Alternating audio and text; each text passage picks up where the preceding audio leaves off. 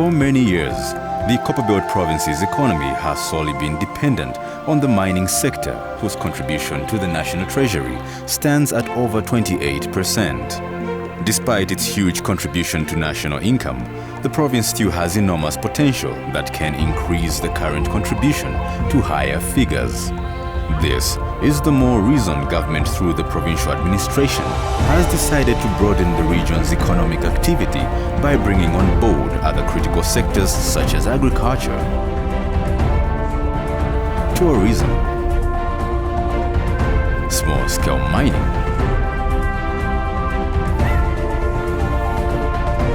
and forestry as a response to the 7 National Development Plan. The diversification of the economy has remained a priority program to government, and a number of interventions to actualize the program are being undertaken at provincial and district levels. One such intervention is through the holding of investment expositions with a view to showcase business opportunities which local and foreign investors can explore to create other economic avenues for job creation and poverty reduction.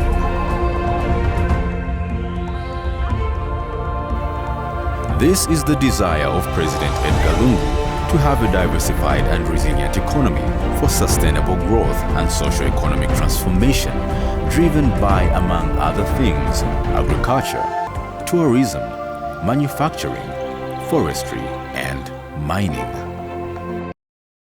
This theme is appropriate given the recent developments in the economy, particularly in the mining sector. It also reflects the need for government and the private sector to build strong partnerships which will guarantee sustainable development and economic growth for the country.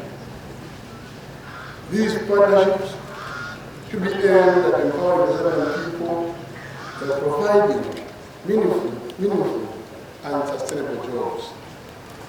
Ladies and gentlemen, our role as government is to ensure that we create a conducive environment for the private sector to thrive. Government is promoting climate-smart agricultural practices, conducting research on drought and crop varieties, adaptation of livestock breeds, and investment in irrigation infrastructure like the Musakashi irrigation scheme of the Copperbelt Province. Ladies and gentlemen, there is no doubt that the Copperbelt Province has great potential for agricultural production as it possesses good climatic conditions. The Copperbelt Province has responded to the call by the head of state and identified 4 sectors with investment potential to facilitate diversification of the economy. Small-scale mining. From ancient times, the province has been known for its high-grade copper and cobalt production, hence the name, the Copperbelt. The province has been a major contributor to the national gross domestic product, accounting for 28.9%, mainly from the mining sector.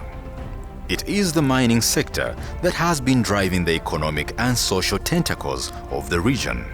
But over time, coupled with other competing needs of the people, the sector alone is unable to sustain the legendary status quo.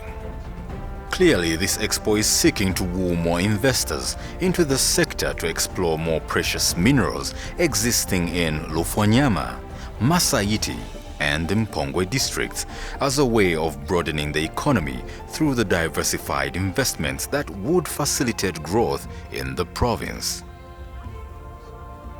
Through small-scale mining of gemstones at Kajem Mine, the largest single producer in the world in Lufwanyama district, the sector is yearning for more investment through the establishment of processing factory, technology advancement, and equipment to add value to the precious minerals. Investors are invited to further explore abundant deposits of emeralds, alluvial gold, fertilizer mineral dimension stones, graphite, and phosphate, among others, in the 3 districts. Against this backdrop, opportunities are available in polishing of these stones into finished products for export as ornaments, jewelry, and other precious items. Small-scale mining is more extended to development minerals that are used mostly in the construction industry, such as cement, sand, and flax stones. There is need to help the men and women upscale and merchandise operations for continued socio-economic growth.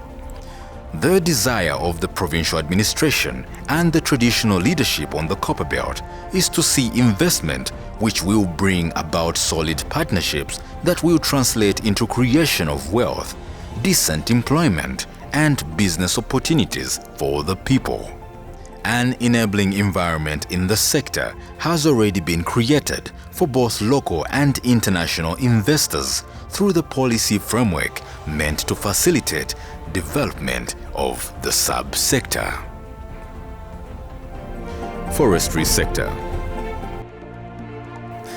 The sector is another growth area for business opportunities on the Copper Belt. An abundance of timber and non-timber products makes the sector lucrative for investment. Forests in the province occupy an estimated area of 455,347 hectares, of which 432,690 are national and 22,655 are local forests. The sector continues to be the major supplier of hard and soft wood, which are both used in the construction, mining, as well as the energy sector, not forgetting furniture production. Other products from this sector include building poles, electricity transmission poles, where demand is ever high by the local power distributors, ZESCO, and the Rural Electrification Authority, REA. In spite of its massive potential to contribute to economic growth, the forestry sector on the Copper Belt has remained underutilized for many years due to inadequate investment. But through the Investment Expo, the provincial administration intends to explore further and bring to the fore this potential to local and foreign investors so as to broaden the scope for wealth and job creation in the province. In line with the Diversification and Value Addition program, investors are also invited to take advantage of the abundant natural forests to produce various timber products that could be sold locally and internationally. The current demand for wood and wood products stands at 750,000 cubic meters against the supply of 400,000 cubic meters. And the demand for timber for both commercial and household consumption is quite high in the province, where the local investor Zafico is only producing 140,000 treated standard poles from its 50,000 hectares plantation on the Copper Belt annually. With the anticipated expansion in the construction and energy sectors, the province, through the Expo, wants to position the sector for more investment in plantation establishment, especially through Public-Private Partnership, PPP. While responding to challenges of climate change, the province is opening up prospects in beekeeping development with a view to increasing honey production, whose market is extensive. Opportunities in the sector are lucrative, and the emphasis at this exposition is not only the need for investment in production and processing of honey, but its byproducts such as bee wax. Still in the forestry sector, encouraging greenfield investment in pulp paper production is what the provincial administration is also doing, where a bulk of this paper is imported. Riding on the fact that domestic consumption for pulp stands at 58,000, investors should explore this area on the Copper Belt. Others are encouraged to manage these natural forests for carbon sequestration. Cardboards for making carton boxes are another product that is calling for new investment in the paper industry. Synonymous with its copper mining, the Copper Belt province is itching to grow the agricultural sector. The sector has great potential to become one of the preferred areas of investment in the country, mostly in cash crop such as soya beans and maize. And to promote sustainable development and job creation in the sector, value addition remains key, and a $34 million United States soya crushing plant at Global Industries is an example. The company's annual demand for soya beans is not less than 1 million metric tons, but currently only 350,000 metric tons is supplied by local farmers, hence the need for investors in the sector to satisfy the demand. The traditional leadership in the 3 targeted districts of Mpongwe, Masaiti and Lufonyama has readily made available land to those seeking opportunities in the livestock and fisheries development. Value addition in this agricultural subsector is equally being encouraged. Local and foreign investors should also capitalize on the yearning market for goats in Saudi Arabia in the Middle East. According to the 2017 Livestock and Aquaculture Census, goat farmers on the Copperbelt province have not more than 164,251 goats, thus more investment to satisfy this demand. In the dairy farming, the gap between demand and supply of fresh milk is another opportunity that potential investors should take advantage of. The annual national demand for milk is currently at 601 million liters against the supply of only 450 million liters, and the deficit of 150 million liters is met through imports.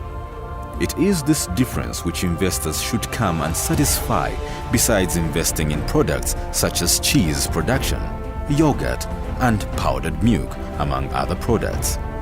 All existing 9 cooperatives in all the 10 districts of the province have only an annual production capacity of 1,785,683 liters. In addition, government has already opened up land for commercial farming at Musakashi Irrigation Scheme in Mufulira district, where investors are called to utilize land that has been reserved for medium and large-scale farming. The Musakashi scheme is already connected to the national electricity grid, and laying of irrigation pipes is done, and installation of center pivots will commence soon. In Lufonyama district, the Luswishi farm block equally has plenty of land. Opportunities here lie in setting up of service industries, financial services, agricultural equipment, outgrower schemes, and agro-processing, among others. Would-be agro-processing investors are encouraged to maximize the potential that lie in value addition to agricultural produce such as tomatoes and mangoes, which are naturally grown in excess. The aquaculture subsector is another investment that investors are encouraged to consider, owing to huge water bodies and the international and local demand for fish. The province wants to ride off the premise that Zambia is experiencing a deficit of about 74,000 tons of fish against the demand of 186,000 tons per year. To support the growth of aquaculture farming, government has invested in developing the Mwekera Aquaculture Research Center in Kitwe to produce and supply quality fingerlings. Investors are also encouraged to explore the value chain in the subsector and consider setting up auxiliary facilities at Kasumbale Saboda in Chidelabombwe district in order to tap into the market in Congo DRC. To harness all these anticipated investments in the agricultural sector on the Copper Belt, government is developing multi-purpose dams such as the $449 million United States Kafula Futa Dam to ensure sustainable development is attained while creating jobs and reducing poverty are assured. The comparative advantage of a good road connective, social infrastructure, labor force, and international gateways gives the province the muscle to open up the much desired diversified investment. Tourism sector. Undoubtedly, the Copperbelt is richly endowed with natural and cultural heritage tourism sites, which represent significant investment potential and opportunities for the development of tourism. the rich, underdeveloped land and natural habitat with free-flowing, easily accessible water bodies provides an extensive potential for tourism investment. These rich tourism resources have yet virtually remained underdeveloped. The province is showcasing potential tourism investment opportunities in tourism infrastructure, tourism transport, tour operations, travel agencies, boat hire, air charters, and hospitality industry. The ongoing construction of the $397 million United States Copperbelt International Airport is a boost to the growth of the sector. It is estimated that the facility will have the capacity of handling over 1 million foreign and local passengers annually. And to maximize on this facility, the provincial administration is inviting more investment in the sector to unlock other business opportunities that will ultimately offer complementary services to the industry. Setting up of hotels, lodges, amusement parks, game ranching,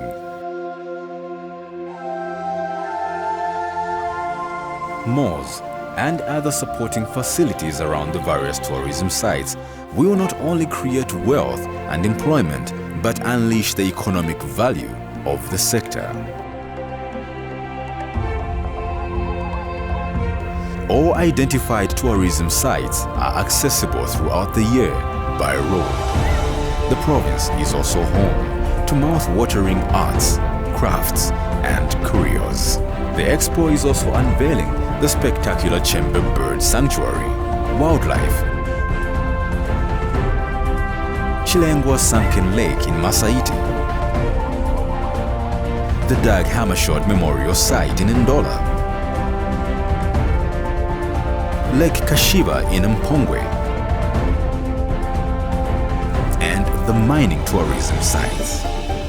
The Kapisha Hot Springs in Chingola is another mesmerizing site whose space is open for investment. Once complete, the Kafulafuta Dam will not only be used to supply water to the residents of Ndola, Mpongwe, Masaiti and Luansha, but the facility is also superlative for boat cruising and angling. The Copperbelt province also has a variety of traditional ceremonies from all the 15 chiefdoms.